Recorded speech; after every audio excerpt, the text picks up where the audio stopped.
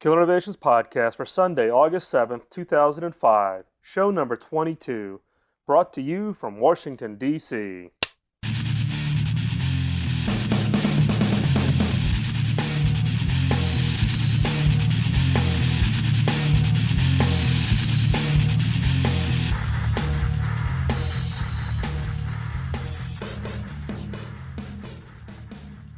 Welcome to the Killer Innovations Podcast. I'm your host, Phil McKinney. Before we get started, please keep in mind that the information expressed in this podcast is mine and mine alone and does not necessarily reflect the opinions of my past, current, or future employers. Well, I'm back from New York City and just getting ready to head out to San Francisco and Los Angeles. I'm actually trying to get this podcast out here late Saturday night, but most likely it'll get posted early Sunday morning. But with the travel schedule coming up, it looks like my time here at the house in Washington, D.C. is coming to an end. As the travel schedule wraps up, I'll be heading to Europe and into Hong Kong, Asia Pacific here in end of August going into September. I did receive a few submissions of last week's homework assignment. I'm still looking for more. As a reminder, the assignment is for you to send an email describing how you've applied one or more of the items discussed in the podcast. I'll collect them up and share them on an upcoming podcast where we all can learn, including me, about how you are applying the ideas, tools, tricks in this podcast, either from myself or from the books and references that I've shared. Thanks for all the comments that have come in. If you have suggestions, feedback, or just words of encouragement, please send them my way. And please join in on the conversation at the Killer Innovations community site.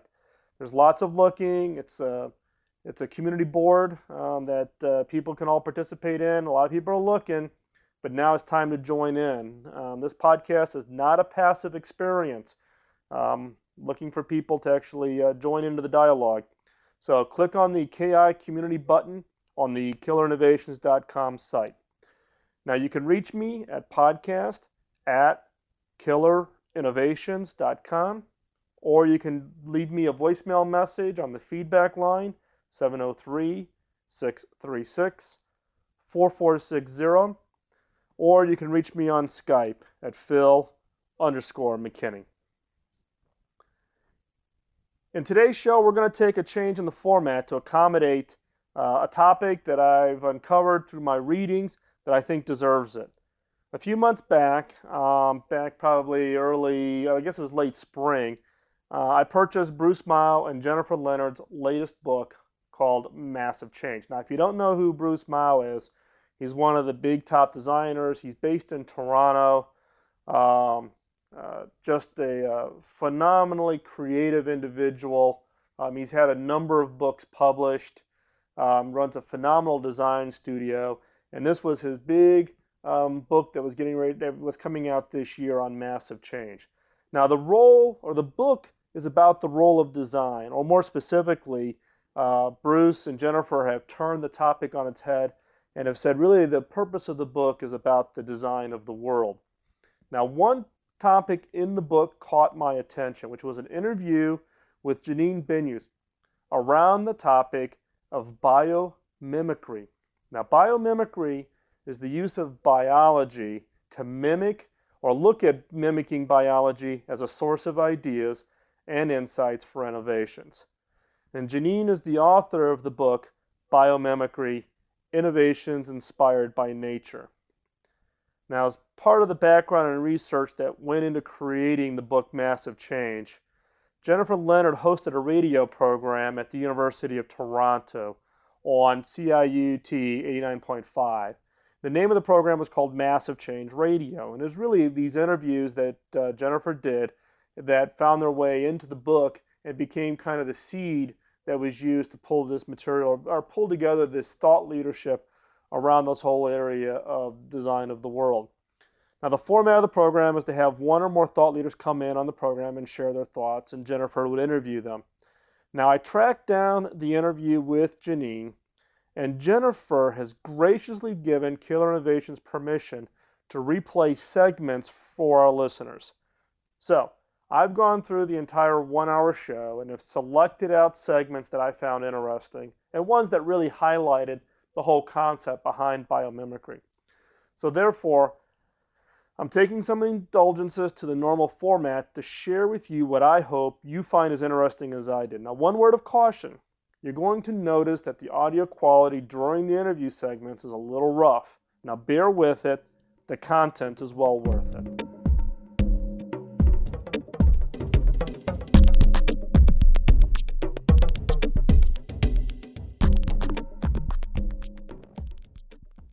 When I was reading Massive Change and came across the term biomimicry, I had no idea what it was about.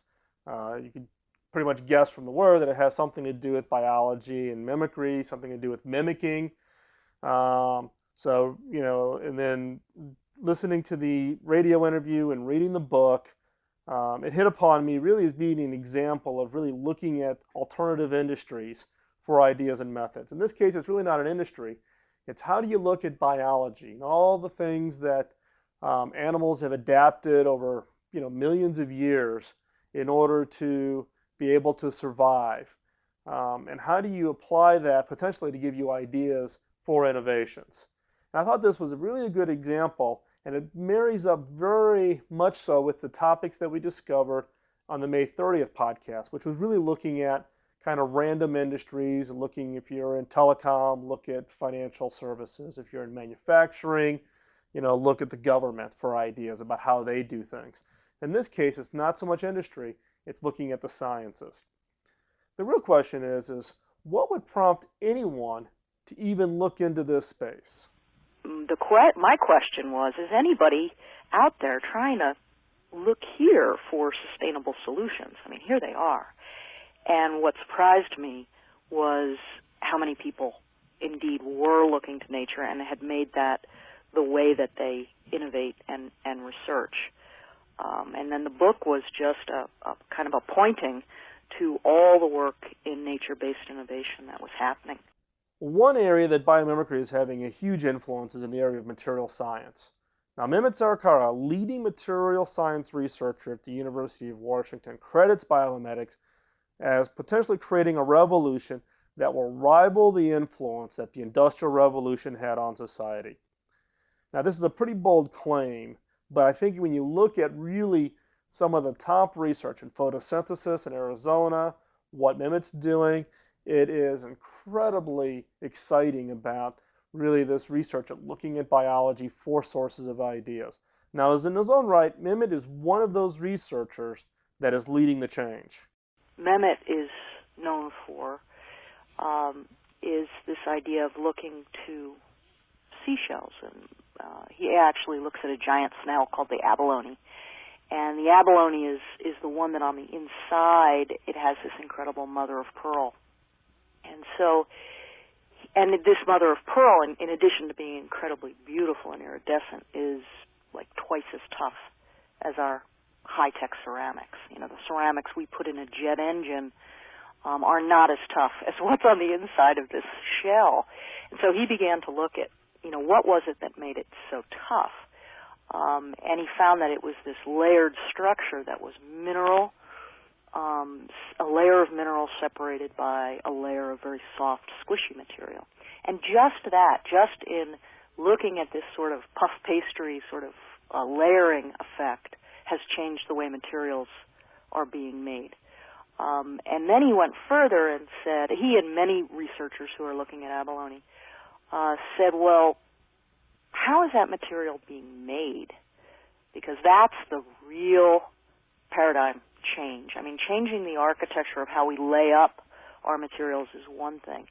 But the fact that we still, when we make ceramics, we still heat a kiln up to enormous, 1,200, 1,400 degrees Fahrenheit for 12 hours, 14 hours. And, of course, the abalone shell doesn't do that. It doesn't work with heat or high pressures or chemicals. It doesn't do this heat, beat, and treat. So he said, could we make materials, really materials, at room temperature, at seawater temperature? And the real breakthroughs are coming in this idea of what's called self-assembling materials, in which, just in the same way as the abalone works, the abalone puts out a template of organic material which has charges on it, a sheet. Think of a sheet of proteins with positive and negative charges. And the seawater has all these ions with positive and negative charges, calcium and carbonate. And these start to mineralize. They land on these landing sites, mineralize into a crystal. They actually self-assemble silently, and that's now being mimicked. Since the book's come out, I talk about this when I'm giving presentations. I talk about Jeff Brinker, who's in Albuquerque, Sandia National Labs, and he's found a coating technology based on the abalone that basically you dip something into a vat of water and minerals and this organic material that acts as the squishy stuff, and those layers that I talked about, they self-assemble on the surface of whatever you're trying to coat. As a liquid evaporates away, as you pull it out of the solution, liquid evaporates away and the layers form. And that, I think, is going to be the way we make products in the future. And that's coming. I mean, there's probably 10 conferences right now on self-assembling materials going on around the world. Now, beyond seashells, there are an unending supply of ideas that can be found in nature that potentially will lead to that next killer innovation. In this next segment, Jennifer leads Janine through a series of word associations that reveal some possible weak signals for new ideas. Hummingbirds. Hummingbirds? Oh, my goodness. Poster child for sustainability. Because? Because they, in the process of getting the fuel they need, they manage to pollinate the flower. You know, they're getting nectar. They pollinate the flower, which ensures that there will be fuel next year for them or for other hummingbirds, and that is the kind of system that I would like us to have at our gas stations. Okay. What about howler monkeys? Howler monkeys are tremendous teachers in terms of what we should be eating. They are these masters of smart eating, as many primates are. Howler monkeys will they choose particular plants in the jungle that heal them. Basically, they self-medicate. They're able to go and choose certain plants in particular bushes and prepare them in particular ways and heal themselves. And not only heal themselves, but howler monkeys have been found to pick plants that will bring on fertility during the reproductive stage or delay it. So they seem to have not just self-medication going on, but sort of birth control. Wow. Purple bacteria. Purple bacteria are great. They're the ones that you see if you fly into San Francisco and you look down at the bay. Sometimes it has this purplish haze, and that's just zillions of purple bacteria. Very, very ancient kind of bacteria, and they're being studied because they actually photosynthesize. And they're also they have a pump within them that actually is able to, it's lit by the sun, and it moves ions through it in a way that none of our hydraulic engineers would be jealous, because it uses sunlight and it pumps ions through its membrane kind of upstream against gradient, just with the light of the sun. I'm going to say wow after each one. Okay, rhinoceros horn. Oh, rhinoceros horns. These are, a rhinoceros needs its horn for, well, besides the fact that it makes it look cool. And perhaps to females, that's an important thing. The females are sizing up that horn. But they dig with them, and when they get into fights, they use them as sort of like, swords that they parry with. And if they get a crack in that horn, it's a problem. And so what we found is that they don't seem to get cracks in the horn. And if they do, they seem to heal up. And the horn is actually made of hair. A horn, antlers are bone, horns are hair. So it's lots and lots of fibers of hair. And we find that when there's a crack, what seems to happen is that the material around the crack sort of disassembles and reassembles. It kind of pours into the crack and then reassembles. We have no idea how this happens because there are no living cells in the horn. It's dead hair. And we're looking at it as a model for self-healing structure. Say if you had a bridge that you could build it in a very lightweight way using very little material, because you knew that if it cracked at all, it would heal itself. So that's what we're trying to figure out.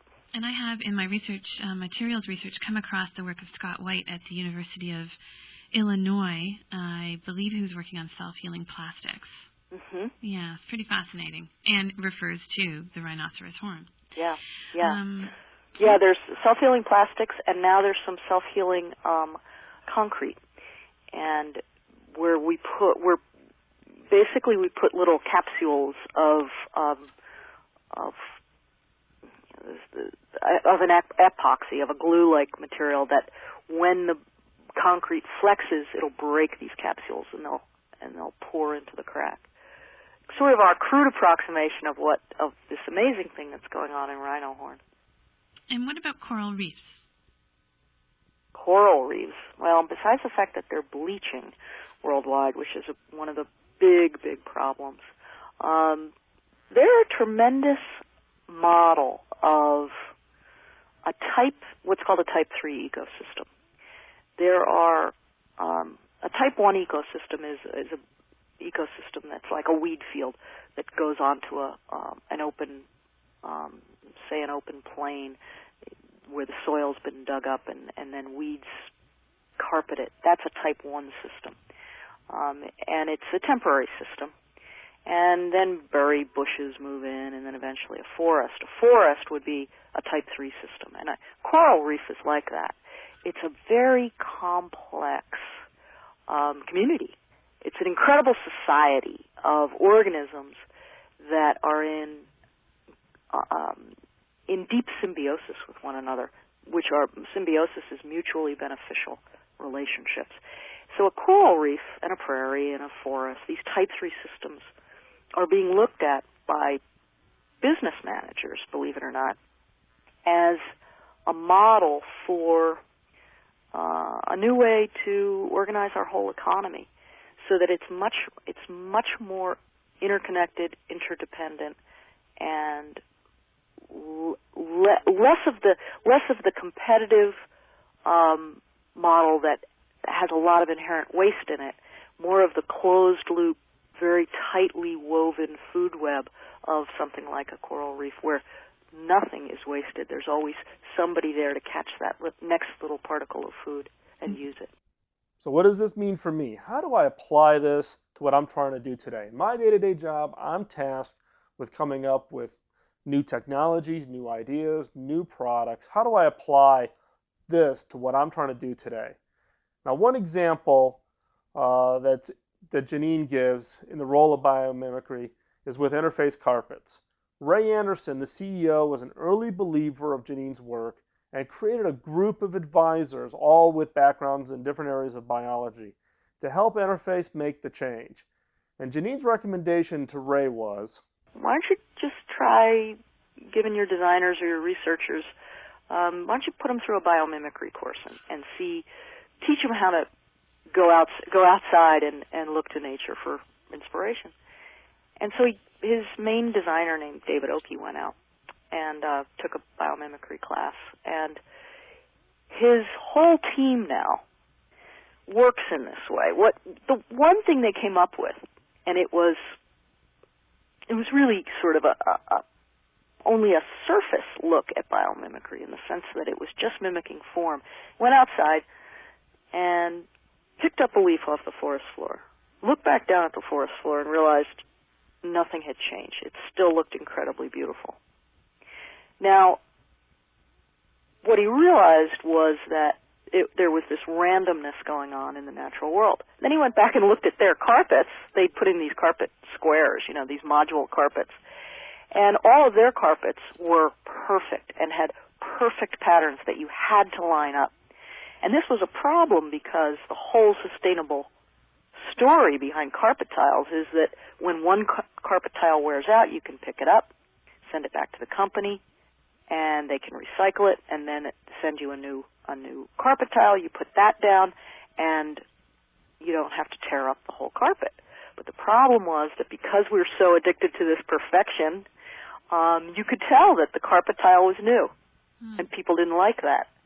So David Oakey said, why don't we make every carpet tile different? Why don't we introduce the randomness of the natural world into carpet tiles? And then when you lay them down, it doesn't matter what direction you lay them down in, and when you put brand new ones down, nobody will notice, and he called it entropy. And you can take the edges of the carpet roll and things you used to throw away because they didn't match, you can now use as carpet tiles. And anyway, this is their fastest selling carpet. I mean, it went to number one faster than any of their products, and now it's their best-selling product in this huge company. And we're not all sure of why that is. It's got a great story about biomimicry, but I think it's just because it makes so much sense. With the success from this first foray into using biomimicry, Interface Carpets went on the hunt for that next idea. The next workshop we did with them, he said, okay, they wanted to get into the hospital market. And hospitals can't use carpet tiles because they have seams, because blood and body fluids go in these seams. So they had to find a way to make the seams waterproof. So waterproofing, what in nature waterproof? So we started thinking about feathers and how when feathers hook together on a bird, you know how they zip their feathers together when they're grooming? Mm-hmm. That's to help waterproof.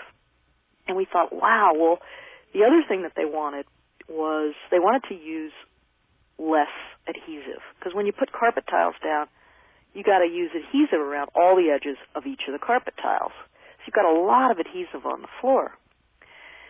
So what we came up with was a solution based on feathers that solved both problems. Because if you make the edges of the carpet tile have hooks and barbules so that you can hook them together like a feather, you can zip the carpet together as you install it, then you suddenly have a carpet where all the tiles are hooked together and it's like a big heavy sheet, like a broadloom carpet.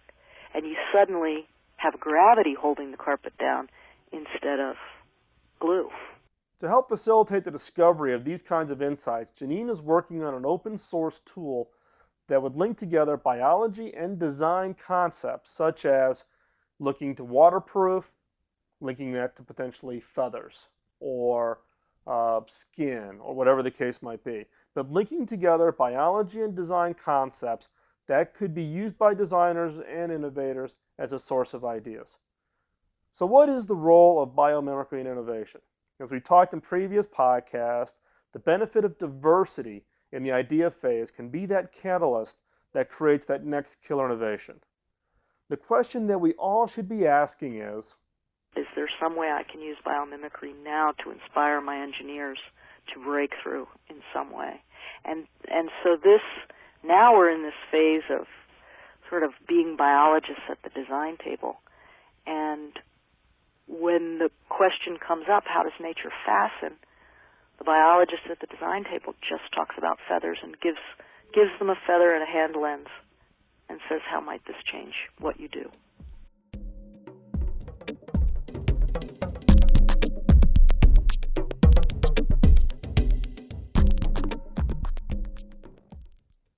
I will post in the show notes links to Massive Change Radio and Jennifer Leonard's site. Therefore, you can listen to Janine's entire interview, but you can also look at the other interviews that Jennifer did with regards to the work for Massive Change, the book, and Jennifer's also been doing ongoing interviews. And I think you'll find that very exciting and some great insight. There's some real thought leaders that are in that interview pool. It'd be a great source, and I would encourage you to find the time to listen to that. And I actually may pull other excerpts out of that out of the interview pool that Jennifer's doing, because there's just some great interviews, and the work that she's done there is just phenomenal. So let me know what you thought of this show in particular, and whether or not you think it should be something that we do maybe once a month or once every once in a while when we come across something that's very appropriate. So I know this is a little bit of a different format, but I felt letting you hear from others rather than you listening to my voice every week would be helpful in understanding alternative tools to innovation. And with that, thanks for listening. Please keep the feedback coming. Drop me an email, podcast@killerinnovations.com, or better yet, leave me a voicemail on the voicemail line, 703-636-4460, or always Skype me, Phil_McKinney. Now, we're at the start of a new month, so all of your votes for this podcast for July have been wiped out, and we need your vote on Podcast Alley. The votes and comments on Podcast Alley are the easiest way for you to say thanks for the time and effort that goes into research and producing all of your favorite podcasts. So go out to Podcast Alley and vote for the podcast that you listen to. It's great encouragement to the producers, given the time and effort that goes into pulling these things together. Please join in on the conversation about creativity, innovation, ideas, weak signals. Share your expertise or just ask questions. Ask for help. There's a bunch of listeners who are in this space, who do this day in and day out. We're all looking for ideas, but we're also looking to share. So it's just not me. There are a number of listeners who work for a number of the leading creativity firms, design firms, and they'd be more than willing to answer your questions and participate. But you have to participate in that conversation. So click on the KI Community button on killerinnovations.com and start in participating. The Killer Innovations podcast is a proud member of Tech Podcast Network. If it's tech, it's here. Visit techpodcast.com to discover the best in technology podcasts. Stay subscribed. Get others to subscribe to the killerinnovations.com podcast. And thanks for listening. We'll see you next week. Bye-bye.